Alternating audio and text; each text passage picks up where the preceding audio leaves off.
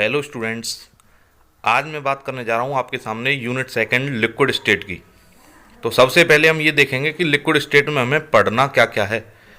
तो सबसे पहला जो पॉइंट है इंटरमोलिकुलर फोर्सेस। आज मैं इंटरमोलिकुलर फोर्स की ही चर्चा करने जा रहा हूँ।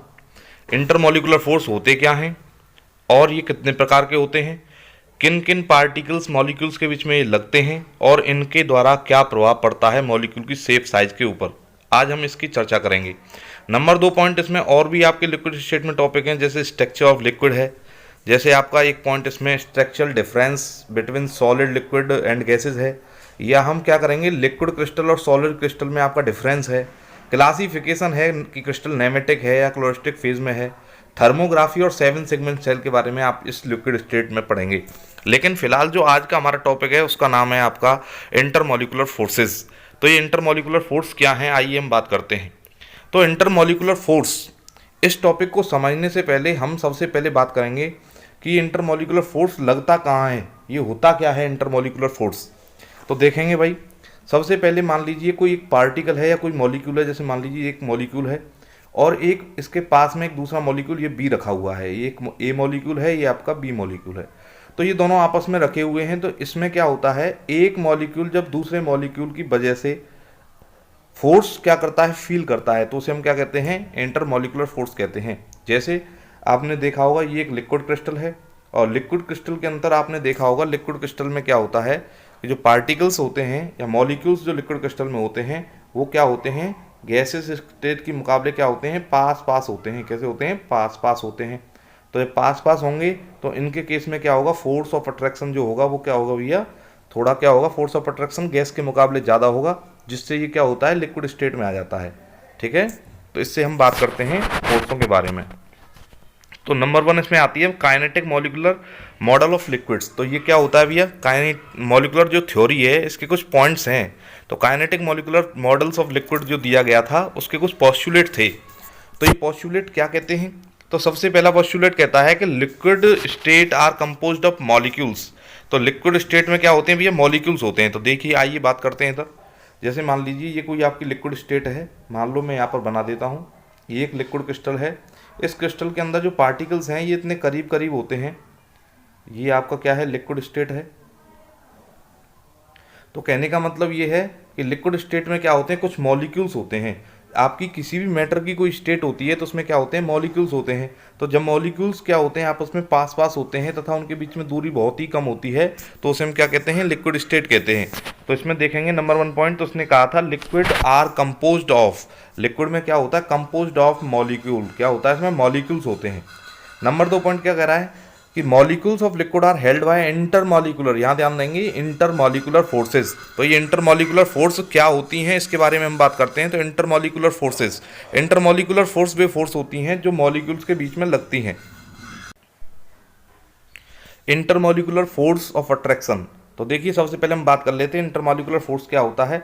तो जैसे मान लीजिए आपके पास दो पार्टिकल्स हैं या दो मॉलिक्यूल्स हैं, इनके बीच में ये पास पास रखे हुए हैं, तो इनके बीच में लगने वाला जो फोर्स होगा, मान लीजिए कोई यहाँ पर पॉजिटिव चार्ज है, ये आपका नेगेटिव चार्ज है, तो ये आपस में क्या करेंगे, फोर्स फील करेंगे। तो ये लगने वाला जो फोर्स होता है दो एटम्स या मॉलिक्यूल के बीच में, से हम कहते हैं इंटरमॉलिकुलर फोर्स।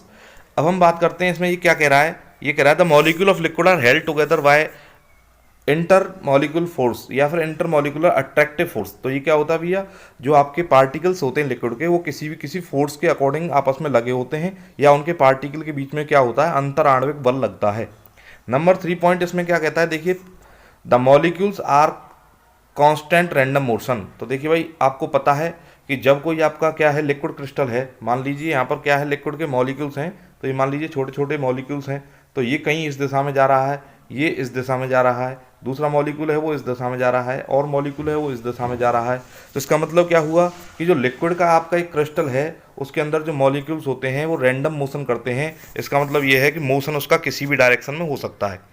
नेक्स्ट पॉइंट है average kinetic energy of the molecule in a given liquid is proportional to it absolute temperature. तो इसका मतलब क्या हुआ, इसका मतलब ये हुआ कि जो आपकी ये लिक्विड क्रिस्टल है, लिक्विड क्रिस्टल में क्या होता है, ये आपका इन्वर्सली जो डायरेक्टली प्रोपोर्शनल होता है किसके, एब्सोल्यूट टेम्परेचर के। एब्सोल्यूट टेम्परेचर का मतलब क्या हुआ, जैसे आप चाह रहे हैं कि आप मॉलिक्यूल है लिक्विड का, लिक्विड के मॉलिक्यूल में आप क्या कर रहे हैं, हीट दे रहे हैं, तो पहले मान लीजिए इसके मॉलिक्यूल्स क्या थे, इतने पास पास थे। जैसे ही आपने इसमें हीट दिया तो हीट देने पर ये मॉलिक्यूल क्या हो जाएंगे, दूर दूर हो जाएंगे। क्या हो जाएंगे, दूर दूर हो जाएंगे। तो कहने का मतलब क्या हुआ कि जो आपका लिक्विड स्टेट होता है उसमें काइनेटिक एनर्जी बढ़ाने पर मॉलिक्यूल्स में क्या होता है, काइनेटिक एनर्जी बढ़ जाती है जब आप टेम्परेचर बढ़ाते हैं। इसका मतलब क्या हुआ, टेम्परेचर बढ़ाने पर मॉलिक्यूल की काइनेटिक एनर्जी बढ़ती है। इससे सिद्ध होता है कि मॉलिक्यूल दूर दूर हो जाएंगे। अगला पॉइंट है आपका, ये आपकी थ्योरी कंप्लीट होती है। अगला पॉइंट आता है फोर्सेस। तो सबसे पहला पॉइंट है इसमें इंटरमोलिकुलर फोर्सेस। तो ये इंटरमोलिकुलर फोर्स क्या हैं, आइए इनको समझते हैं।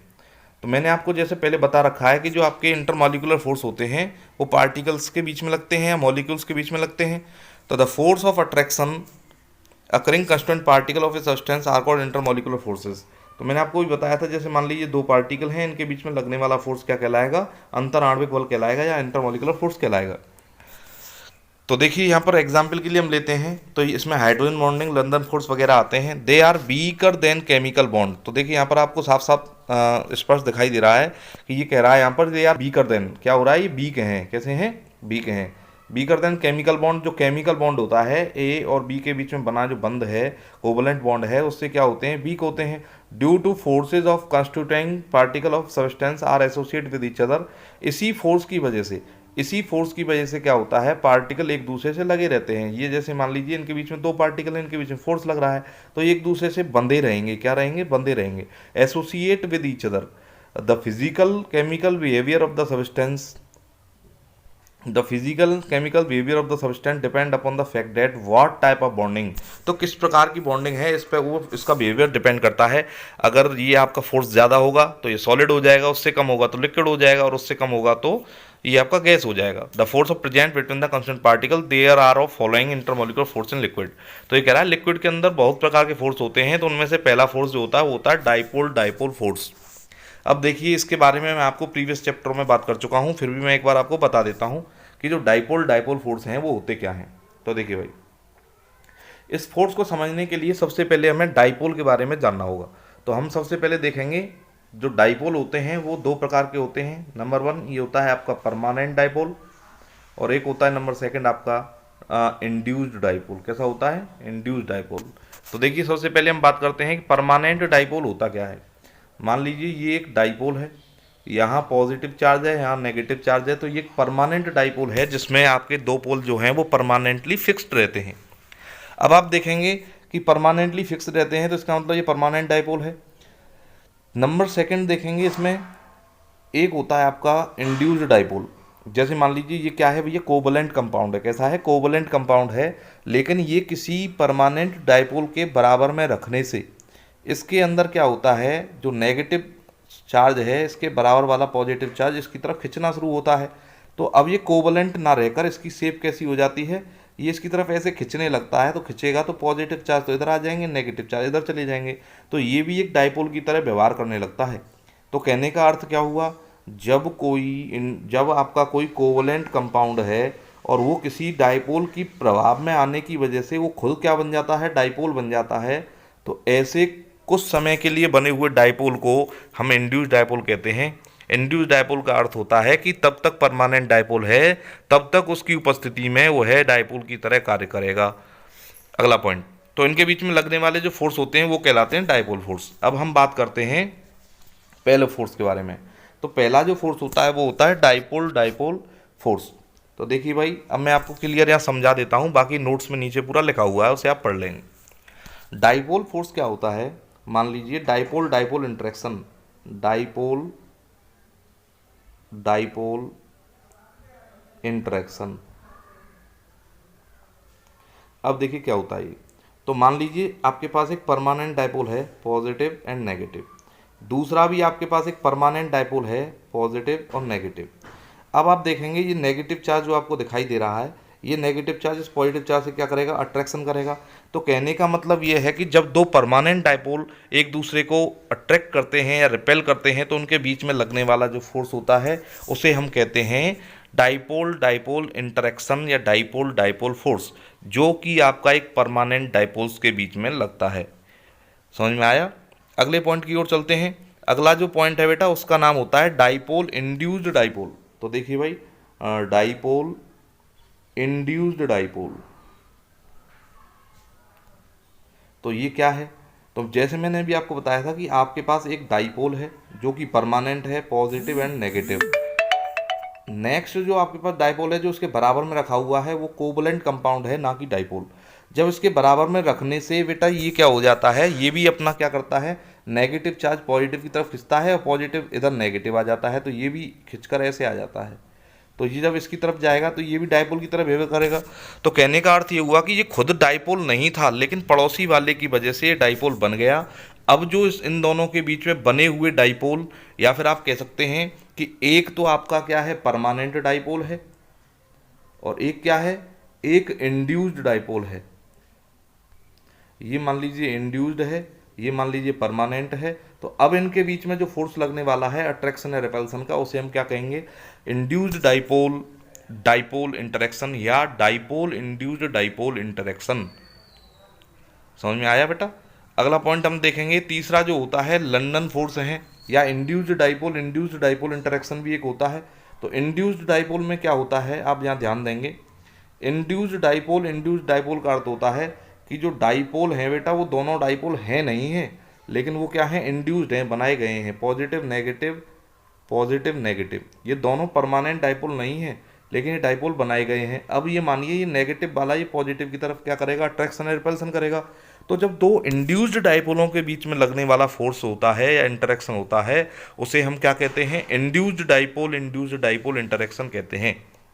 नेक्स्ट टाइप आता है बेटा लंदन फोर्स। तो जो लंदन फोर्स होते हैं, लंदन फोर्स का मतलब होता है वीक इंटरेक्शन फोर्सेस।